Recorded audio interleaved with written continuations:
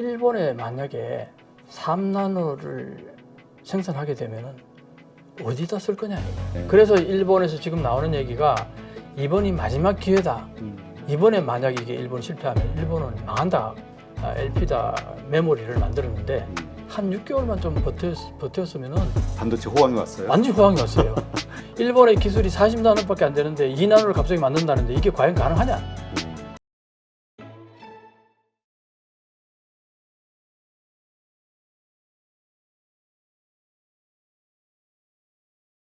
그래서 지금 말씀하신 대로 보조금을 18조 원이나 주면서 해외 기업들을 유치한다 해도 일본 경제에는 크게 도움이 되지 않는다. 네.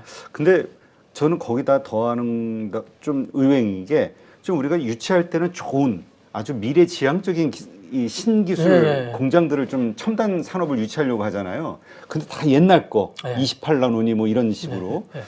그러니까 좀 애매하네요. 그게 예를 들면 이제 TSMC가 이제 미국에서도 여기 미국에 공장 지어달라. 미국 정부가 강하게 압력을 넣었죠. 네. 사실은 대만은 가고 싶지 않아 했어요. 왜냐하면은 그게 미국에서 공장을 지으면은 코스트가 그렇죠. 인건비 자체가 다르니까. 인건비도 그렇고 여러 가지가 대만보다 훨씬 더 많이 든다. 그러니까 보조금을 주겠다 해서 이제 들어온 거 아닙니까? 그런데 이제 이걸 한번 보시면요. 일본에 만약에 3나노를 생산하게 되면은 어디다 쓸 거냐 이거예요. 그 만들어낸 제품을 어디다 쓸 거냐? 시장이 있느냐 이게요. 그러겠네요. 그건 최첨단 제품. 최첨단 제품이 있어야지 그게 쓰이는데 일본이 그런 게 없어요. 그래서 일본이 왜 28나노 TSMC 28나노 10년 전 기술임에도 불구하고 그 많은 보조금을 줘가면서 유치를 했느냐? 일본에서는 28나노만 해도 충분히 가전이라든가 아까 여기 보셨듯이 이게 지금 다시 한번 보실까요? 노트 PC, 태블릿, TV, 뭐 라우터, 네.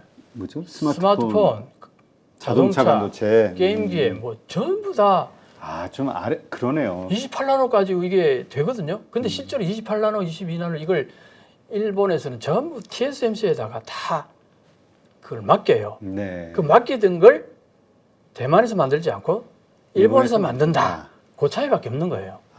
근데 그것도 그 물량의 전체 일본 내 비중이 한 20%밖에 안 된다. 생산량이. 그것도 그러니까 소니가 쓰는 센서 있잖아요. 네. 이미지 센서 거기에 주로 사용되는 28나노를 만든다는 거예요. 그러니까 소니한테만 유독 혜택이 많이 들어간다. 그래서 이제 일본에서 비판하는 게 왜 하나의 기업에 그렇게 독점적으로 이익이 돌아가는 그런 프로젝트에 정부가 그렇게 많은 세금을 투자하느냐 이거예요.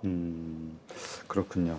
지금 그렇다면 그런 어떤 반대에도 불구하고 그다음에 이렇게 우리가 이렇게 객관적으로 봐도 일본 경제에 큰 도움이 될 것 같지 않은 네. 일자리는 좀 늘어나겠지만 그럼에도 불구하고 이렇게 막 보조금을 18조씩이나 줘가면서 밀어붙이는 이유는 뭘까요? 예를 들면요. 일본의 소재 부품 장비가 아주 유명하다고 그러잖아요. 네. 근데 이것도 공장이 전부 다 해외에 다 있으면은 이 부분에도 조금 문제가 생길 수 있다는 거예요. 네.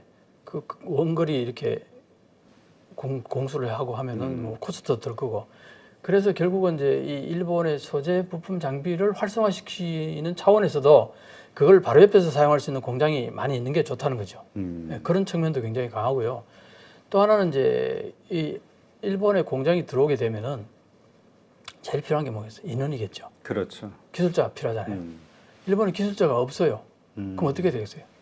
교육을 시켜서 그렇죠. 기술자 양성을 해야 될 거 아니에요. 그러면 이제 대학에 지금까지 반도체 관련되는 그 학과 자체가 사라져 버렸어요. 대학에서. 동경대도 없습니다. 그래요? 이게 심각한 거죠. 네. 그러니까 이제 이런 공장들이 들어오면서 그 주변에 그런 학교가 생기는 거예요. 대학하고.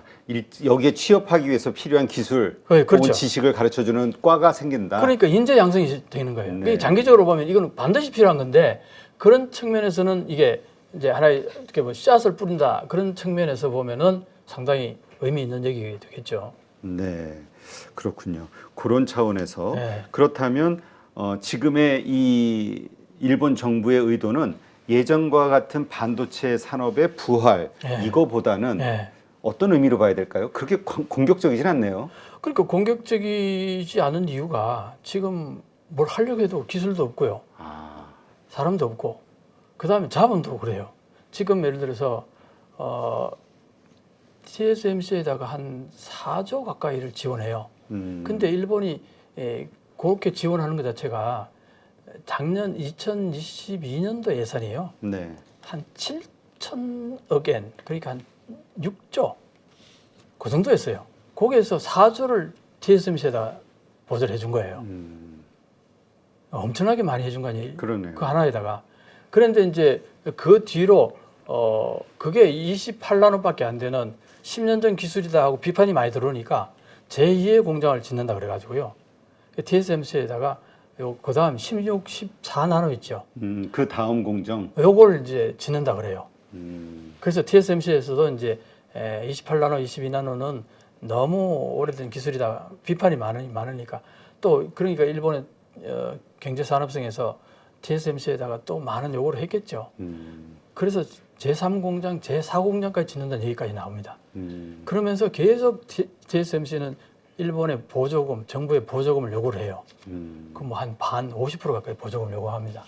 그게 뭐 TSMC 입장에서는 엄청나게 좋은 사업인 거죠. 예전 정말 미국이 그 견제를 하고 찍어 누르려고 했던 네. 이미 눌렀죠. 네. 그런 그 일본 세계적인 최고의 그 반도체 기술을 가지고 있던 일본이라는 나라 입장에서 볼 때는 지금 참 허탈하겠네요. 이런 아유, 정도 가지고 이런 상황이 됐으니. 정말 그 얘기할 때마다 항상 80년대 그때 후반에 그때 최고로 갔을 때 얘기를 꼭 합니다. 그때 그렇게 좋았는데 지금 너무나 형편없으니까 그걸 잠깐 한번 보실까요? 네. 지금 이 그래프가 이렇습니다. 뭐 이거는 일본의 반도체 얘기할 때마다 어디나 보이는 그래프예요. 지금 현재 모습이 이게 이제 80년대 말 90년대 막 들어설 무렵에 일본이 50% 넘었죠. 미국이 36.8%고 아시아가 3.3%밖에 안 됐는데 이게 이렇게 그냥 일직선으로 내려오지 않습니까? 네. 지금 어디까지 내려왔냐면은 여기까지 내려서 거의 이제 30년 정도 되면은 0%까지 갈 거다. 이게 대한 위기의식이 대단히 높거든요. 네. 그래서 일본에서 지금 나오는 얘기가 이번이 마지막 기회다. 이번에 만약 이게 일본이 실패하면 일본은 망한다. 그런 위기의식을 갖고 있어요. 아, 그 정도로. 이번에 이 18조라는 돈을 쓰면서 산업을 살리지 못한다면 네. 망할 수도 있다. 이런 위기의식을 갖고 있다. 예, 이번에 뭐 28조 딱 돈 그게 문제가 아니라 이번에 TSMC라든가 레피더스 있잖아요. 특히 네네. 레피더스. 이제 레피더스 얘기를 좀 넘어가면은 TSMC가 이제 워낙 옛날 기술을 가지고 뭘 한다 그러니까 IBM에서요. 네. IBM에서 일본으로 전화를 한 거예요. 우리가 2나노 기술을 개발했으니까 일본에서 혹시 양산할 수 있겠느냐 하고 이제 반도체 전문가한테 이제 전화를 했어요. 네. 그 사람이 이제 일본에서는 아주 유명한 반도체 전문가죠. 히가시 대체 뭐 대체한가 뭐 그런 그 사람이 이제 전화를 받고 나서는 야 2나노를 만들 수 있다.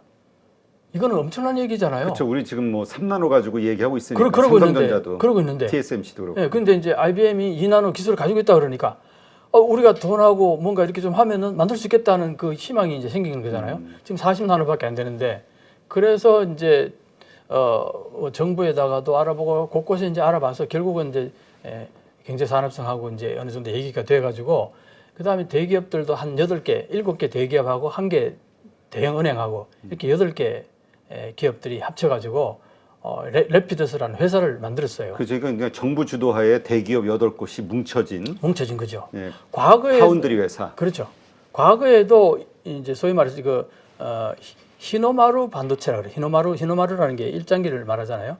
히노마루 반도체라는 건 일본 정부가 어느 정도 보조금도 주면서 일본 기업들이 소위 말해서 어벤져스 같이 이렇게 모여가지고 하나 만들어 보자. 이게 이제 왜 그전에는 각각 따로따로 기업들이 하다 보니까 이 경쟁력이 안 생기니까 결국은 다 이제 문 닫아버리고 철수해버리고 그런 와중에 이제 경제산업성이 나서가지고 보조금 줄 테니까 그래가지고 그 당시 히다치하고 NEC하고 힘을 합쳐가지고 만든 게 그 여기 보시면 LP다라는 게 있어요. LP다. 엘피다라는 것을 여기 1999년도에 엘피다라는 걸 만드는데 이게 그 당시에 이제 일본의 전자종합 그 상사들이 다 반도체 하나씩 가지고 있었잖아요. 네. 그 하나의 부서로서 가지고 있었단 말이에요. 거기에 설계도 하고 파운드리도 하고 그 다음에 후공정도 하고 이렇게 하다 보니까 그게 규모의 경제 면에서 경쟁력이 없는 거예요. 다 쪼개져 있으니까. 다 쪼개져 가지고 그 구멍가게 같이 돼버렸죠. 그랬는데 이제 그게 이제 외부 TSMC 같은 경우는 파운드리를 크게 만들고 그 다음에 미국에서는 팹리스로 설계만 하는 이게 이제 분업화되면서 특화되니까 굉장히 경쟁력이 생긴 거잖아요. 얘들한테 안 되는 거죠. 그렇죠. 경쟁력이 떨어지니까. 그래서 이제 종합 상사들이 하나 둘씩 반도체 사업에서 철수를 해버립니다. 그때 이제 NEC하고 아까 말한 히다치하고 이 두 회사가 엘피다 메모리를 공장을 만들어요. 그게 좀 있다가 좀 미쯔비시 전기가 또 이제 가담하고 해서 세 개 회사가 엘피다 메모리를 만들었는데 그럼에도 그때 일본 정부가 많이 보조를 해주고 했음에도 불구하고 결국 이게 이제 한 10년 후에 또 이게 결국은 파산하고 그래서 망해버려요. 그 사업도 그래서 마이크론 인수해가지고. 마이크론 인수하죠. 네. 그렇죠. 뭐 그렇게 이제 되니까 그때 마이크론으로 인수를 하게 하면서 넘겨줬는데 한 6개월만 좀 버텼으면은 반도체 호황이 왔어요. 완전 호황이 왔어요. 그래서 그 얘기를 계속합니다 일본에서. 아, 그게 최악의 실수였다. 그 판단 미스였다는. 그때 일본 정부가 조금만 더 도와줬으면, 은행이 조금만 더 도와줬으면. 그러니까 그런 그 세계 흐름을 읽는 눈이 일본에는 없다 이거예요. 그 경영 마인드가 없다는 거예요. 그래서 그 당시에 이제 히노마루 정부가 앞서서 했는데도 다 실패했단 말이에요. 네. 그러다 보니까 이번에 다시 또 일본 경제산업성 정부가 또 나서니까 또 망했다고. 그러니까 정부 주도로 이게 민간에서 기업들은 자기가 돈 벌 건지 못 벌 건지를 현장에서 느끼고 자기들이 알아서 하는데 그렇죠. 정부는 자꾸 예. 정부가 개입이 되니까. 근데 이제 왜 그러면 정부가 개입됐을까요? 최근에요. 팬데믹하고 미중 그 패권 경쟁이 생기면서 네. 과거에 소위 말하는 그 글로벌리제이션이라는 게 완전히 그 서플라이 체인이 다 끊기기 시작했잖아요. 그러다 보니까 다 자국에서 뭔가 생산해야 된다는 그런 어떤 세계적인 흐름이 생긴 거잖아요. 아까 반도체 전 세계가 막 공장을 엄청 짓는다는. 그게 과거에는 이 반도체라는 게 특성이 뭐냐면은 반도체는 무게가 그렇게 많이 나가지 않잖아요.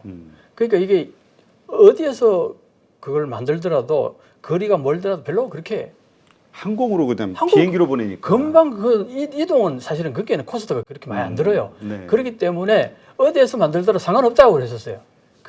그랬는데 그게 이제 팬데믹하고 미중 그 패권 전쟁, 특히 기술 이제 패권 전쟁이 벌어지면서 중국의 반도체를 막 생산 못하게 하고 그러면서 이제 결국은 미국이 자국에다가 공장을 많이 짓게 하잖아요. 그걸 보고서 일본도 우리도 저렇게 해야겠다 하고 이제 따라간 거란 말이죠. 그러다 보니까 이제 짓게 된 거예요. 그러니까 정부가 그거는 이제 소위 말해서 반도체는 앞으로 이거는 국가 안보 문제하고 직결되는 이 제품이다. 그래서 단순히 기업에게만 맡겨 놔서는 안 된다. 그런 논리를 편 거죠. 항상 그 논리죠. 뭐 정부가 들어올 때는. 그렇죠. 그래야 더 네. 과당 경쟁 방지하고 중재자 역할을 하면서 더 성장할 수 있다. 그러니까요. 그러니까 이제 그동안 사실은 일본 정부가 개입해가지고 다 망해버렸으니까 사실 개입하기가 좀 머쓱했었어요. 그동안. 그래서 한 10년 동안 조용히 있었단 말이에요. 거기에다 또 이렇게 분위기상 또 정부가 네. 자기 치적이라고 좀 선고할 만한. 그러니까 뭘 하는 모습을 보여야 될 거 아니에요. 근데 그래서 지금 어쨌든 그 라피더스 프로젝트가 진행이 될 때 8개 기업이 막 투자하고 이랬을 때 뭐라 그럴까요? 그 기대가 일본 내에서도 상당히 컸던 것 같아요. 이제 반도체 부활이 시작이 되느냐, 라피더스 이걸 가지고. 뭐 실제로 그래서 정부 그 일본에서도 말씀하신 대로 1차 보조금 한 3조 원 주고 막 이러면서 하는데 이게 될 수 있겠냐? 아까 말씀하신 거는 좀 부정적인 건데. 상당히 부정적이죠. 그 왜 그러냐 하니까 첫째래요. 그 엘피다의 그 실패 여러 가지 경험들을 보면서 그게 여러 가지 문제점이 있었는데 그게 지금 개선됐느냐 이거예요. 첫째로. 그런데 이제 이렇게 얘기를 합니다. 라피다스지 이번에 만든 게 네. 라피다스라는 게 속도가 빠르다는 얘기잖아요. 그 영어로 레피더스. 그걸 이제 이름을 따온 건데 그것을 일본에서 라피다스라 그러는데 이 라피다스에서 이제 8개 그 진짜 어마어마한 기업들이 일본에 사공이 너무 많아요. 너무 많죠. 그래서 과거에는요. 그 세 개의 아까 기업이 얘기했잖아요. 네. 히다치하고 NEC하고 그다음에 미쯔비시 전기하고 이 세 개 그 일본에서 대표적인 기업들이잖아요. 그렇죠. 근데 그때는 뭐냐니까 일본 정부가 보조금을 준 거고 그리고 그 각각 기업에서 파견 나오는 형태였어요.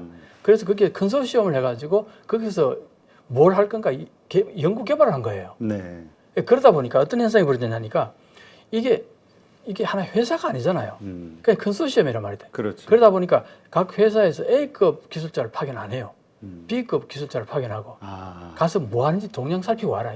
이 정도 수준이었고 그다음에 정부가 보조금 준다니까 그다음에 그게 이제 교재 정도로 정부가 앞장서는데 뭘 교제하는 정도로 이제 참석했다 그런 얘기를 합니다. 네. 그리고 또 거기에서 이제 보조금을 받아가지고 장비를 살 거 아닙니까? 그 장비 나중에 이제 컨소시엄이 해체될 때 장비 나눠 먹기 거기에 그렇게 제밥이 제사보다 제밥에 더 관심이 있었다. 그리고 원래 일본의 그 안 좋은 문화 중에 하나가 이 뭐라 그러죠? 이 나눠갖기. 다떼와리 교세. 네, 책임 안 지고. 네, 다떼와리 교세라는 게 뭐냐? 칸막이 행정. 이 칸막이 행정이라는 게 진짜 유명해요 일본에서. 그러니까 이게 융화가 안 되는 거죠. 화학적인 이게 그 뭐랄까 융화가 돼야 되는데 그게 안 되는 거예요. 그리고 그 파벌. 네, 파벌. 그냥 기존의 기업도 파벌 때문에 뭐 결정되는 게 제대로 없다 이런 얘기가 있었는데 여러 개의 기업들이 이렇게 포함이 됐을 때 각자의 지분대로 직원과 이 경영진들을 투입시키고 그러니까요. 이랬을 때 어떤 일이 근데 어쨌건 이나노라는 어떤 목표를 향해서 일단은 그렇게 시작이 됐으니까. 네. 근데 이번에는요. 네. 이번에는 그때 그 여러 가지 실패했던 것에 대해서 반성 차원에서 많이 좀 달라졌어요. 아, 그래요? 어떤 게 달라졌냐면은 이번에는 그 7개 대기업들이 자본을 투자를 해가지고 공장을 하나 만들었잖아요. 네. 지난번에 컨소시엄이었지만 이번에는 새로운 래피더스라는 공장을 하나 만들었어요. 그리고 여기에다가 정부가 보조금을 준 게 아니라 정부가 투자를 한다는 겁니다. 그 정부도 하나의 그 지주로서 들어온다는 얘기예요. 아, 지난번에는 그냥 보조금이었는데 이번에는 그게 아니라는 거. 영향력이 발언권이 더 세지게. 발언권이 훨씬 더 세지는 거죠. 그리고 또 하나는 이제 뭐냐면은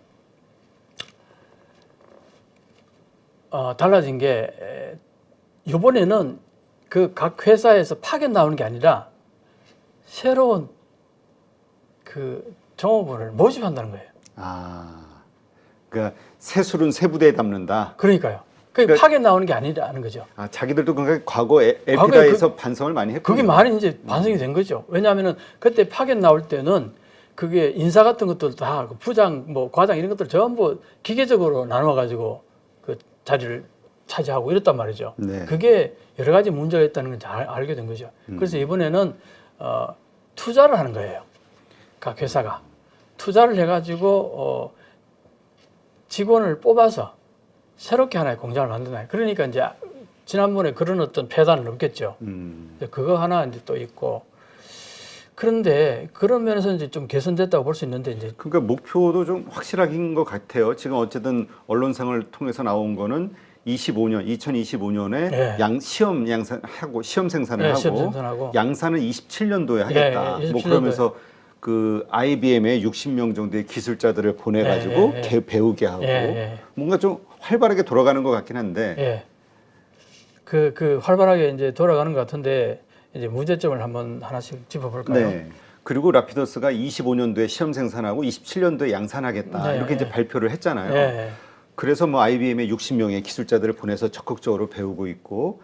근데 이게 왜 놀랍냐? 나오는 뉴스 분석들을 보니까 삼성전자하고 그 TSMC조차도 양산 목표 시점을 25년으로 잡았다는 거. 네. 그러니까 격차가 확 좁혀지는 거잖아요. 네. 그러니까 이게 성공한다면 이건 갑자기 부각되는 경쟁자인 거죠. 대단한 거죠. 네. 그러니까 이제 삼성하고 TSMC가 2025년에 이 나노를 생산할 거다. 그럼 2년 후에 생산한다는 거잖아요. 그럼 2년밖에 격차가 없는 없다는 얘기잖아요. 근데 그게 과연 가능하냐? 근데 전문가들은 이런 얘기를 합니다. 그 초등학교 야구 그 반이 있잖아요. 야구 선수가 메이저리그에 일본에서 엄청난 야구 선수, 뭐 오타니라든가 뭐 아니면 예를 들어 한국으로 치면 박찬호 같은 선수가 되겠다. 그 5년 만에. 그 얘기보다도 더 어려웠다는 얘기예요. 말도 안 된다는 얘기죠, 한마디로. 그 왜 그러냐 하니까 여러 가지 이제 그 장애물이 있는데, 첫째, 그 아까 말했듯이 사공이 너무 많다 그랬죠. 네. 사공이 너무 많아가지고 이게 아까 일본의 그 독특한 그 융화 안 되는 합이 잘 안 되는 그 기계적으로 그걸 어떤 식으로 누가 주도권을 갖고 할 거냐 이런 문제. 물론 거기에 이제 뭐 회장하고 사장이 아주 일본에서 유명한 두 사람이 그걸 포스트를 갖고 자기들이 주체적으로 새로운 직원을 뽑아서 그렇게 새로운 공장을 해나가겠다. 그래서 과거하고는 좀 다르다는 얘기는 분명히 얘기를 해요. 그 부분 분명히 있는데, 근데 이제 제일 어려운 게 뭐냐니까 기술자를 어디서 뽑겠느냐. 기난을 만들 수 있는 기술자를 어디서 모집할 수 있느냐 이거예요. IBM이 해주는 거는 그 기술 지원뿐이니까. 그럼요. 인력이 아니고. 그 만드는 방법 그것만 IBM이 지원해 주는 거지. 그 다음에 그 소위 말하는 파운드리 그 양산하는 거는 그 어마어마한 예산을 투자하고 그게 어마어마한 기술자들이 동원되고. 그렇죠. 시설도 필요하고 온갖 게 다 필요하잖아요. 예를 들어서 기술자를 한 1,000명 정도는 아마 있어야 될 거예요. 그 1,000명의 기술자들이 어디서 오느냐? 지금 아까 보셨잖아요. 전 세계에서 반도체 공장을 엄청나게 정산해서 짓잖아요. 그렇죠. 전부 TSMC도 그렇고 미국에서도 그렇고 그 기술자들 전부 서로 채용하려고 그럴 거 아니에요. 그럴 때 이 라피다스에 뭘 보고 기술자가 그쪽으로 오겠냐 이거예요. 이제 처음 시작하는 거잖아요. 일본의 기술이 40나노밖에 안 되는데 2나노를 갑자기 만든다는데 이게 과연 가능하냐? 이게 가능성이 별로 안 보이는데 기술자들이 오겠어요? 그렇죠. 그런 문제가 제일 심각하다는 거예요.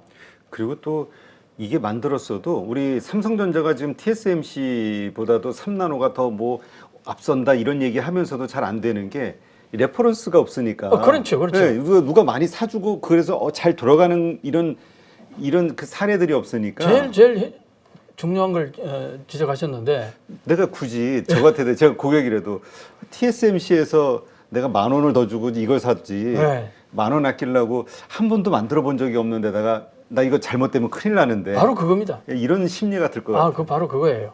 그게 지금 제일 심각한 문제예요. 그래서 이제 제가 그래프를 하나 보여드리면 네. 이걸 한번 보시면요. TSMC 용도별 반도체 매수한구 비율을 한번 보시면요. 네. 이 빨간색 이게요. 이게 스마트폰입니다. 스마트폰이 48%예요. 이 TSMC가 반도체를 만들어서 주로 어디다 파느냐? 반도체 이제 스마트폰에 한 48%, 그 다음에 이 고성능 컴퓨터가 33%예요. 그럼 이게 33%하고 48% 이게 다 스마트폰하고 컴퓨터에다가 들어간다는 얘기죠. 네. 그 다음에 디지털 가전에 보면은 4%, 자동차에 3%밖에 안 들어갑니다. 이게 뭘 말하느냐 하면은 래피더스가 무슨 어디를 고객으로 삼느냐 이거예요. 스마트폰을 할 거냐, 네. 고성능 컴퓨터를 할 거냐, 이게 아니라고 봐요. 왜냐? 이쪽은 경쟁이 너무 심해가지고 명함도 못 내민다는 얘기예요. 그렇죠. 우리 삼성전자가 고전하는 거 보면. 네. 네. 그러니까 이제 삼성전자 같은 경우는 어떤 의미에서는 삼성전자 자체에 소요하는 반도체 소요가 그렇죠. 있을 거예요. 과거에 일본이 그랬듯이 일본이 가전 제품이 전성기 때 그때 반도체가 거기에 많이 그렇죠. 들어갔잖아요. 마찬가지로 삼성은 삼성 자체에서 반도체 소유하는 게 많을 거라고 봅니다. 그러니까 삼성은 IDM이라 그래가지고 설계도 하고 파운드리도 있고 그렇죠. 후공정도 있고 이게 다 하는 거잖아요. 근데 TSMC는 딱 파운드리 하나만 하잖아요. 그러니까 여기에 모든 그 미국의 팹리스들이 다 TSMC에다 다 소위 말해서 오자를 주는 거죠. 그렇죠. 근데 이 오다를 줄 때에 TSMC는 그동안 축적된 기술이 워낙 어마어마하니까 믿고 맡긴단 말이에요. 근데 이게 라피더스 이게 일본에서 40나노 만들던 기술자들 모아놓고 2나노 만든다는데 그게 뭘 믿고 거기다가 맡기겠냐고요. 이 문제가 제일 심각한 거예요. 만들어 놓고 팔 데가 없어서 팔이 날 수 있다는 얘기까지 나옵니다. 근데 그럼에도 불구하고 워낙 반도체들은 이 흑자가 안 나면 적자 폭이 어마어마하잖아요. 어마어마하죠. 왜냐면 시설 규모도 그렇고 인력도 그렇고. 그러니까 투자하는 그 비용이 너무나 막대하기 때문에 이게 잘 안 팔릴 경우 그냥 한순간에 망해버리는다고요. 그러니까 지금 나온 그 라피더스 프로젝트에도 자기들도 계산해 놓은 게 네. 2나노를 양산하는 시점, 그러니까 27년도가 되면 5조 엔이 필요할 것이다. 그러면 5, 9, 45, 45조? 예. 그 50조 가까이, 그렇죠. 총 50조 가까이 필요하다 그래요. 근데 거기에서 또 만약에 안 팔리고 그러면 적자가 어마어마할 텐데 그걸 누가 낼 것이냐. 그러니까 그걸 누가 내냐 이거예요. 그 이제 일본 정부가 이번에 마지막 기회다. 이거는 일본의 그 산업 전체 운명이 걸려 있다 이렇게 얘기를 해요. 그럴만하네요. 지금 이 그럴만하죠. 전체 한번 뜯어보니까. 그럴만하죠. 왜냐하면은 일본이 그래서 이런 얘기도 합니다. 라피더스가 반도체 만드는 게 아니라 디지털로 하기 위해서 하는 거다 이렇게 얘기를 합니다. 아, 일본 내 그 전산화를 일본 사회 전체를 디지털로 하기 위해서 이 라피더스를 만든다 이렇게 얘기까지 해요. 그 산업경제성 그 출신 관료 오비가 그런 얘기를 합니다. 그러면은 또 안 될 것 같은데. 그러니까요. 지금 목적은 이거 많이 판돼서 반도체에서 경쟁력을 갖고 앞으로 지속적인 어떤 성장 로드맵을 가져야 되는데 그러니까. 다른 목적을 위해서 하나의 구실로 만든다면 그러니까 지금 5년밖에 안 남았잖아요. 네. 5년 채 안 남았죠. 지금 뭐 23. 그렇죠. 25년이니까 23년도 뭐 지금 뭐 연말이 다 돼가고요. 24, 25, 26, 27, 4년 후에 인원을 만든다는 게 이게 말도 안 되는 얘기예요. 말대로 말해서 말도 안 되는 얘기를 하고 있다. 그런 얘기를 계속해요. 그렇다면 일본의 반도체 부활 그 기대감 혹은 우리의 우려 이거는 좀 다 쓸데없는. 그렇죠. 쓸데없다고 치부하기는 좀 뭐렇게 하긴 하지만 어쨌든 두려워할 이유는 하나도 없다. 두려워할 이유 없다. 그리고 우리가 예를 들어서 이걸 하나 더 볼까요? 지금 이걸 보면요. 한국의 K 반도체 벨트 구상이라 해가지고 이거 보시면은 이 한국의 이 지점에 있어요. 네. 이 지점에서 이거 뭐 판교, 화성, 기흥, 네. 그다음에 평택, 천안. 아니 그걸 한문으로 쓰셨습니까? 한글로 좀 하시지. 일본 그걸 내가 따는 거야. 일본 자료에서 일본이 이렇게 분석하고 있다. 일본에서 한국을 이렇게 분석하고 있어요. 그 이게 뭐 파운더리가 이제 지금 이제 주황색으로 되어 있고요. 네. 그 메모리가 하늘색으로 되어 있고 녹색이 패키지입니다. 소재 부품이 이제 저기 파란색이고요. 이렇게 이게 뭡니까? 이게 벨트잖아요. 한국은 이렇게 이게 반도체 하나의 컨트리가 형성이 돼 있어요. 이게 일본에는 없다는 겁니다. 그러니까 한국하고 비교가 안 돼요. 그리고 이 한국이 우리가 300조 이런 단위 얘기하잖아요. 투자를. 그렇죠. 근데 일본 아까 보시면요. 일본의 그 라피더스 그 7개 회사들이 8개. 정부까지. 아니 7개 회사하고 하나의 은행이에요. 7개 회사들이 10억 엔씩 지금 투자를 했어요. 네. 10억 엔. 액수가 장난이 아닌데요. 우리 돈으로 100억 정도예요. 그러게. 100억도 안 되죠, 지금은. 90억. 90억 정도로. 그 7개가 90억씩 칠고 630억. 거기다가 은행이 3억 엔을 투자한다고 그럽니다. 뭐 30억이라 칩시다. 그래봐야 700억이 안 돼요. 오로지 보조금 3조 받는 거. 그거죠. 그거네요. 그것 가지고 그렇게 한다 그러는데 사실은 이게 주체가 누굽니까? 주체가 누구냐? 정부. 정부가 할 거냐? 정부가 반도체를 어떻게 만듭니까? 공무원이 어떻게 뭘 알고 어떻게 관여를? 안 돼요. 그래서 다 같이 하나같이 하는 얘기가 반도체 TSMC가 왜 저렇게 발전했느냐? 거기에 모리스 창이라는 편집광이 하나 있다는 거예요. 네.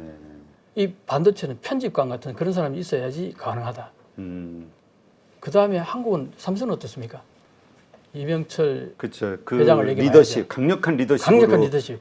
회사 망할 것 같아도 막 투자를. 그 당시 초기에는 그거 다들 망한다 그러고 하지 마라 그랬잖아요. 근데 강하게 밀어붙일 그걸 자기 인생을 걸고 밀어붙일 수 있는 그 뚝심과 이런 게 있어야 되는데 공무원이 그게 가능합니까? 정부가. 그렇죠. 그다음에 그게 물론 이제 공무원이 보세요. 돈 투자가 정부 돈이 막 7, 80% 가까이 된다 그러면 입김은 정부 입김이 클 거 아니에요. 그렇죠. 근데 지금 아까 말했듯이 그 7개 대기업들이 10억 엔씩 냈는데 왜 그렇게 냈냐니까 그게요. 교재비라고 그럽니다. 교재비.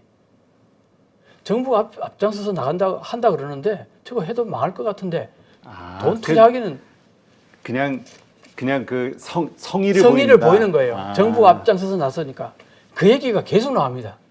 이게 가능하겠어요? 그러니까 이미 쉽지 않겠네요. 이건 정말 우리 삼성전자조차도 TSMC와의 경쟁에서 이길 거냐 질 거냐 이렇게 준비가 철저하게 됐는데도 그러니까요. 근데 이런 상황에서 어렵겠네요. TSMC나요. 삼성이 3나노 이미 개발해 놓고 수율을 올리는데 소위 말해서 상품 가치를 높이는 그렇죠. 수율을 높이는데 1년, 2년이 걸려요. 3나노를 가지고. 그렇죠. 그동안 뭐 밑에 7나노, 4나노 촥촥촥촥 다 거쳐와 가지고 3나노 왔는데도 그거 수율을 올리는데 1, 2년 걸립니다. 근데 40나노 하던 기술자들 모아놓고 아니면 물론 전 세계 유수한 기술자들 모집해가지고 하면은 또 2나노, 3나노 만들던 기술자들 또 몇 명은 또 섞여 들어올 수도 있겠죠. 어쨌든 이게 100명 단위는 최소 넘어야 될 거예요. 그런 기술자들. 그렇죠. 그 사람들 모으는 것도 힘들 뿐만 아니라 그 사람들 모아놓고 그 사람들이 과연 2나노를 그렇게 수율을 높이는데 1, 2년 사이에 그게 가능하겠느냐 이거예요. 일단 저는 딱 말씀만 들어도 가장 한 게 강력한 중심, 리더십이 안 보인다. 리더십이 안 보인다는 거죠. 아까 그 편집관 같은 그런 사람이 있어야 성공하는데 그게 없어서 망할 거라고 아주 단정적으로 얘기해요. 전 세계 제대로 된 전문가들은 저거 안 된다. 그런데 왜 경제산업청이 저렇게 할까? 쟤네들 뭘 뒤에 숨겨놓은 게 뭐가 있나? 그렇게 묻는답니다. 1급 그 전문가들이 일본 전문가들한테 도대체 경제산업청이 지금 망할 것 뻔한데 왜 저러는 건지 모르겠다. 그러니까 경제 상식으로는 이해가 안 되는 거죠. 상식적으로는 도저히 이해가 안 된다는 거죠. 근데 그 일본 공무원들은 그러한 경우들, 정치인들 그런 경우가 좀 많다고 저희가 여러 차례 뉴스에서 좀 봐가지고. 아니 지금까지 계속 그렇게 해가지고 지금 일본이 망하고 있는 거예요. 그렇죠. 네, 알겠습니다. 네, 이렇게 해서 오늘 그 일본의 그 경제 그리고 또 일본이 현재 라피더스 프로젝트라는 걸 통해서 다시 한번 반도체의 부활을 꿈꾸고 있는 정부 주도하에 그리고 대기업들이 참여하는 이것이 과연 얼마나 성사될 가능성이 있는가 여러 가지 부분을 살펴봤고요. 아마 방송을 보신 분들이라면 아마 다 말씀하신 망할 수밖에 없을 것 같다. 여기에 동의하지 않으실까? 예, 저 개인적으로도 그렇게 생각이 되고요. 대충 얘기 들어보면 그렇게 그렇게 했구나 하고 받아들이실 거예요. 네, 알겠습니다. 네, 이제까지 이명찬 박사님과 함께했습니다. 오늘 좋은 인사이트 고맙습니다. 네, 감사합니다.